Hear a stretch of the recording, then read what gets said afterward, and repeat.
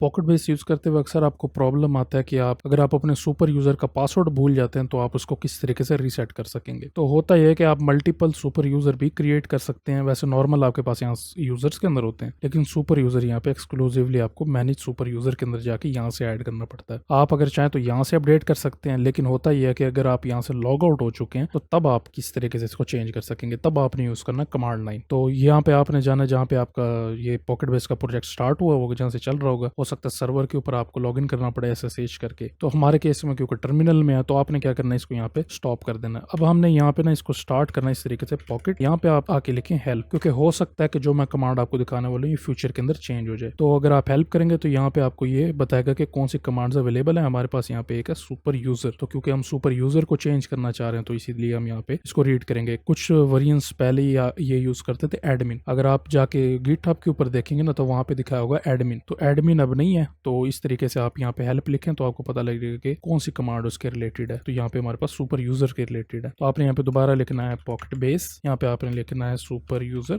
फिर आगे आपने देना है अपडेट, फिर आपने यहाँ पे देना है ईमेल एड्रेस। अब मुझे मेरा ईमेल एड्रेस याद है, वो admin@email.com। फिर आपने यहाँ पे स्पेस देनी है और यहाँ पे फिर आपने आपका जो न्यू पासवर्ड होगा वो देना है। तो मैं दे देता हूँ admin@123456789, क्योंकि मेरा जो ओल्ड पासवर्ड था वो था admin12345। अच्छा, अब यहाँ पे आपने कुछ चीजें याद रखनी है लिखते हुए। एक तो आपने अगर यहाँ पे डबल कोटेशन दे दी तो इसका ये मतलब होगा कि पासवर्ड के अंदर आपकी डबल कोटेशन भी होगी। सिर्फ ये नहीं होगा कि इसके सेंटर में जो लिखा ये हो, डबल कोटेशन भी इसके अंदर इंक्लूड होगी। और आपने एक और चीज करनी है कि इसके दरमियान स्पेस नहीं देनी। अगर आपने इसके दरमियान स्पेस दे दी तो हो सकता है कि सिंपल ये पासवर्ड आपका कंसीडर हो, ये वाला ना, और हो सकता है कि ये आगे आर्गूमेंट के तौर पे पास हो। मिसाल के तौर पे जैसे यहाँ पे गैप है तो हमें यहाँ पे पता लगता है कि पहली फाइल होगी, फिर यूजर की कमांड होगी, सुपर यूजर की, फिर अपडेट की कमांड होगी, फिर आगे ईमेल एड्रेस होगा और फिर पासवर्ड होगा। हो सकता है कि आगे कुछ इसके और कमांड जो मैंने अभी देखी नहीं है, तो लिहाजा ये है कि यहाँ तक जो आप लिखेंगे वो आपका पासवर्ड होगा। ठीक है, अब ये लिखने के बाद अगर आप एंटर करते हैं तो यहाँ पे आपको मिल जाएगा सक्सेसफुली चेंज सुपर यूजर, इसका पासवर्ड ये चेंज हो चुका है। अब अगर हम इसको दोबारा स्टार्ट करते हैं ना, यहाँ से सर्व करते हैं, और अगर मैं जैसे इसको रिफ्रेश करूंगा ये मुझे लॉग आउट कर देगा। क्यों? क्योंकि हमारा पासवर्ड चेंज हो रही है, ऑथेंटिकेशन इनवैलिडेट हो जाएगी। तो admin@email.com और फिर यहाँ पे पासवर्ड देता हूँ admin@123456789। एंटर करेंगे, ये अब हमें